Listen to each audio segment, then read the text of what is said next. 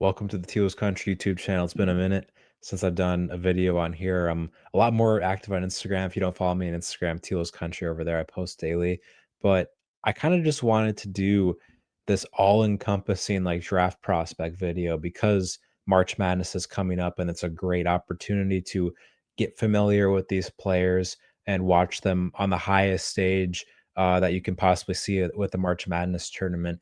Basically, in this video, what we're going to be doing is first, I'm going to be talking about where Minnesota's going to be picking in this draft. That's going to be really important. But I'm going to be going through three different mock draft scenarios. Each of the scenarios, I will be slightly describing some of the players and why they can make sense for the Wolves at that draft pick, just kind of getting a sense of what boards will look like at the Timberwolves first round pick selection.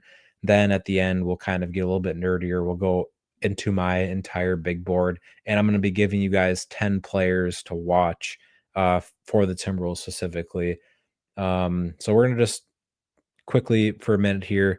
The Timberwolves have the 29th pick so far, like right now, and that's probably what they're going to end up having. So they have their own first round pick this year, but it's a swap with Detroit. They did this in the Mike Conley trade. This was part of the reason Detroit traded Jaden Ivey to Chicago is because the Wolves gave him the swap. So Detroit having one of the best records in the league, that pushes the Wolves pick a little bit back. If Minnesota did not do that deal, they would be 24th. So if you want to hope for somebody to lose the rest of the year, hope Detroit loses. So the Minnesota could be picking a little bit higher in this year's draft class. And they have a second round pick as well, which is basically going to be like 58 or 59 or 57. There's a ton of like complicated things with it, but basically it's going to be the Spurs pick. So it'll convert to us. But yeah, the Wolves will have a pick in each round unless they obviously don't trade them, which it's possible they do that. But we're kind of just going to get into this with um, talking about one of the mock draft scenarios that I have right away. And I guess we'll just kind of get into that, just looking at this board right away. So for the Timberwolves, what do they need really? It's, maybe a point guard. That's always something the team needs. I think a scoring wing is a low key and underrated thing the team needs pretty badly. Um, We do need to figure out the Gobert replacement. I think Johan Berenjay is probably going to be that, so I don't think the team will be completely looking for a front court player, specifically at the center position. But mostly for team needs, we're looking at guards and wings, stuff like that. And right off the bat in this mock draft scenario at 29, you have Cameron Carr, who would be a great option for that. Just want to go over like a 30-second summary of some of these guys. Cameron Carr is just a super athletic guy that really broke out at Baylor this year after barely playing for 2 years at Tennessee. He's a big time shot creator, one of the best shooters in the draft class. He's a super long guy at 6'5". He's just really skinny. He's a very good option at this pick. Karim Lopez is potentially the only international player that will be drafted in the first round this year. It's not a very high level international class for the first time in a while. He's a pretty powerful 6'9" guy that has the ability to shoot, get to the basket, just a little bit slower footed on the defensive end. And, the just like projectably, some people are concerned if his game will translate to the NBA, but we'll see. Isaiah Evans from Duke. A lot of people know Isaiah Evans because he plays for Duke. Obviously, he was a part of the Cooper Flag roster last year. One of the best shooters in the class as well, despite he's shooting 36% from three. He's a lot better of a shooter than that. Just takes a lot of really tough ones, adding to his bag a little bit more, but not a crazy off the dribble scorer. He competes on defense. Another wing option, Dalen Swain. This would be a great board if it felt like this. Dalen Swain from Texas. He's a really nice scoring 6'8" wing who transferred to Texas this year. Spent the previous 2 seasons at Xavier, was a much better defender then than now. But part of that's like you have such a higher offensive role that kind of takes away from the defense. Um, but he's an option. He's a really good isolation scorer. Amari Allen from Alabama, the freshman, 6'8". He's their lead point of attack defender on that roster. He's a big time shooter as well. I mean, he's just the epitome of a 3-and-D type of guy. And then you can kind of say Dame Sar as well. Dame Sar is the most prevalent when it comes to guys that could return, though, and might actually be in this draft class. And a lot of these dudes could be going back to college with NIL becoming a big thing, but he's an our 3-and-D guy as well. Just to get through this board so we can go to the next one. My pick, personally, the highest guy on my board here is Cameron Carr, and I think he brings kind of what Minnesota just needs in a scoring sense off the bench at the wing position. He's a big time floor spacer. The defense, while he competes and there's a lot of stock production, he can block shots. He's just a super athletic dude. He's just not, the most athletic guy. I mean, he's a very athletic guy. He's just not the most strong guy in the world, and that's kind of where he gets beat a little bit. So for that pick specifically, we will be taking Cameron Carr. Then to go on to another mock. Let's load it up. So for this one, that's the same one. Hopefully I can just. But I got two more of these. Here's another one. So this one picked 29, a little bit different board. You have Patrick Gumba, who would be the faller here. That's where some of the question comes into play. I don't think the Wolves would be taking a center. He's a big time talent. I think he's the best player on the board for what I'm seeing here. I think he's as early as a late lottery guy, but most likely a mid to late first round pick. Um, really nice ball skills at the center position. Not really a shooter by any means, but can be a scorer in the post. Has a little bit of injury history. Overall plus defender. I can't see the Wolves taking a center unless it's like just this crazy drop off because I think they have a lot of belief in Berenjay, and I just don't believe that Gumba and Berenjay can really operate together going forward. Amari Allen, like we talked about before, Malik Thomas, I think is probably more of a second round guy at this point. He's just kind of just a scorer at the big guard wing position. Sorry, a quick pause there, but just get back into this board. I mean, Morez Johnson is probably our top option, like I was talking about before. But the thing is, just not a crazy floor spacer. Could run the power forward position, but that is a pretty stacked position the Wolves have. So while I do think there's two better players on the board than the one I'm actually going to take here, and if you scroll down, I'm not really seeing much. I mean, Tyler Tanner would probably be the other option. He's just such a small guard, and I buy into him being a guy that can work in the NBA, but he's like legitimately probably 5'11". He's probably smaller than Mike Conley. Um, High level shooter, lowest like a high assist turnover ratio guy. Plays a lot bigger on defense than what his height says. I think he has a solid wingspan, but he's just so tiny, and I think the Timberwolves based off the Rob Dillingham experience. And I think, Tyler Tanner has been a better college player than Dillingham. And I think he has much more of a hope on the defensive end. I just don't know if they'd be wanting to take a very small guard again, especially at this point when there's probably better players on the board. I'm just going to take Amari Allen here, even though I think there's multiple guys that are better. I just think the fit's a lot better. I think Allen is a first round prospect and would be very, worth taking here still. I just think you'd fit really well on the roster. I mean, you'd probably want a little more creation ability, but just a 3-and-D guy that can continue to bring defensive intensity to the team and is just a really high level shooter. I think that makes a lot of sense for Minnesota. And he will be one of the 10 guys that we'll be talking about when we get into that. So stick around for that part. And then we'll get into the last one before we go over my big board as a whole. All right. So all these boards just look a little bit different. I don't think I've talked about.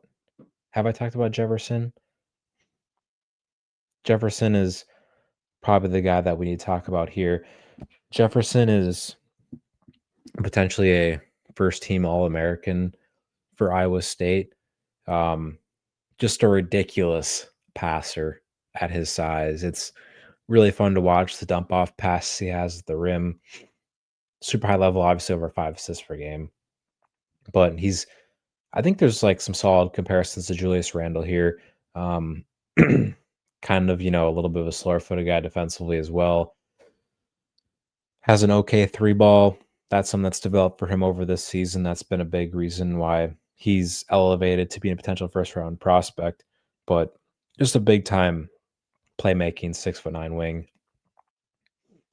Flory Badunga's in our center option. He is not 6'10". There is no way. He's Kansas's starting center. He might be 6'7", without shoes. That's going to be something to watch at the combine. But yeah, it's probably either Swain or Jefferson for the team unless they are really liking Morez Johnson. I think Johnson's the highest player on my board that would be here. But again, it's kind of just the fit things. Like if he was more of a shooter, I think it would make sense. But it's a stack position between Randall and Nas. I just can't see him playing there. And then you have Behringer already and Gobert. So you kind of just need somebody that's more of a floor spacer.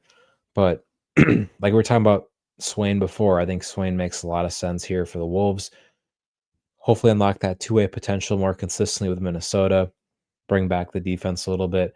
But Minnesota kind of just needs wing scorers, in my opinion, and I think he'd be a good one. A guy that can really get buckets off the dribble with himself, create his own looks. I think that'd be a really good fit for Minnesota. So that kind of wraps up the mock draft portion. Now I kind of want to just get into 10 guys and my overall board of guys that I would be watching during March Madness. And all this stuff can change just based off guys returning to school, which is the crazy part. There's a lot of these dudes that, could be considered late first round picks. And there's a chance they could slip in the second round and their school's like, okay, we're going to offer you $3 million to return. Hard to not turn that down. Um, so we'll see what all of this looks like at the end of the day, but let's get into my actual board. Kind of just want to talk about the top a little bit. I currently do have Debanza, number 1, Peterson 2, Boozer 3. It's a ridiculously stacked class at the top. As you can kind of look at that right now. This is definitely the best top to a draft class, like 1 through 5 that I have seen since I've been like watching basketball a lot. And then to get more into the Wolves range going down, the first guy that I think makes sense to watch if you're a Wolves fan in March Madness is Bennett Sturts at that point guard position. We didn't talk about him in the mock, and this is a guy that Minnesota is going to have to definitely trade up for if they want to get him. There's a really low likelihood that he would slip that far in the draft, but his feel for the game is ridiculous. He continues to adjust and get better as he continues to go higher up. He's a former D2 player, then he goes plays low D1, and now he's a high major player that is dominating the Big Ten as of late. But yeah, he's a really fun one. Cameron Carr, like I was talking about before, is somebody I would watch. Thomas Houck from Florida, we did not talk about him yet. He was on the national championship team last year. He's just this overall Swiss Army knife, like 6'6" wing that can score it. He can, has really good energy in defense. I think he's another guy that makes a lot of sense for Minnesota. Christian Anderson might be the top realistic potential target for Minnesota. Another guy maybe to trade up for. He's 22nd on my board. He's pretty commonly goes in the mid 20s. So that's, I guess, slightly out of Minnesota's range, but that's a few spots they could move up to get him. He's just got this great intersection of shooting and playmaking, maybe the best shooter in the class. I think he's like 43% and over 8 attempts per game or something ridiculous. So that's another guy. He's a little bit of a smaller guard as well, though. Dalen Swain, like we were talking about before. Chris Sinak is somebody that I think would make a lot of sense if he returns, but if he doesn't, he's probably a guy that, goes in the 20s somewhere, maybe even higher if a team really does like him. But he's a stretch power forward type, big time rebounder, defending a lot more at Houston this year. Joshua Jefferson, Isaiah Evans, guys that I've talked about. Evans just a big time shooter.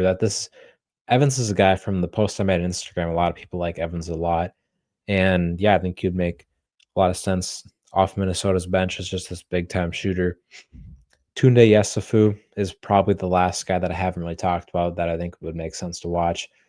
He's 32nd on my board. He's probably one of the guys that I wouldn't be as big of a fan to draft. But what's funny about him is he's the guy that if you've ever seen videos online of this basketball player kind of imitating and like copying Ant's mannerisms, that's him.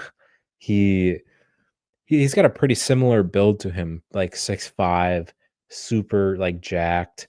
That's kind of how he wins right now at the college level, just this great strength. He's a plus defender, but he's just a really bad shooter at this point. I think he's like 31%, like 5 attempts per game, and just has a lot of like really bad misses. Has some ability to self create. He's just kind of dealt with a lot, I guess, with this weird season Baylor's having. But that's another guy to watch for sure. Um, and then kind of scroll down the board a little bit. Some guys that I might like in the second round. This board's not complete. There's probably like 15 to 20 more guys that I'd want to put on it. I like Emmanuel Sharp a lot from Houston as this like big time shooter that is a really high energy defender. Um, Baba Miller, I'm kind of a fan of from Cincinnati. He's a senior. I gotta change that.